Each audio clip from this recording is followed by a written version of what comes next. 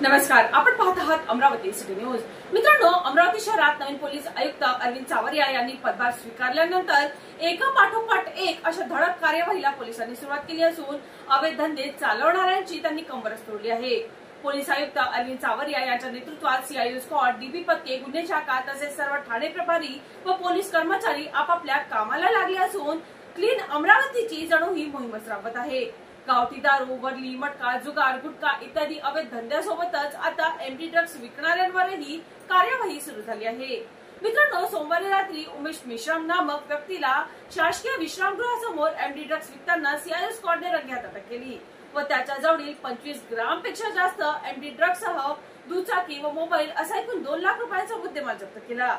मित्रांनो, सदरची कार्यवाही सीआययू स्क्वॉडचे सहाय्यक पोलीस निरीक्षक महेंद्र इंगळे यांच्यासह राहुल डेंगेकर, सुनील लासूरकर, अतुल संबे, जहीर खान यांनी केली।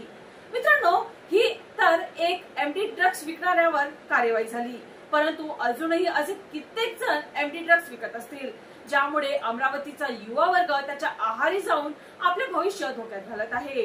गुटखा विक्रेत्याबाबतही ही चर्चा शहरात आहे।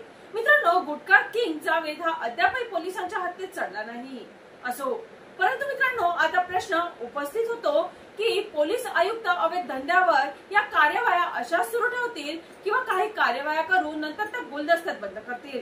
याचप्रमाणे आतापर्यंतचा सीआययू स्क्वॉडचा कार्यवाहीचा ग्राफ पाहिला तर इतर पथकांपेक्षा सर्वात जास्त कार्यवाही या सीआययू स्क्वॉड कडून झालेली आहे। अमरावती शहरातील कोणत्याही पोलीस ठाणे हद्दीतील सर्वप्रथम कार्यवाही ही सीआययू स्क्वॉडचीच पाहायला मिळते।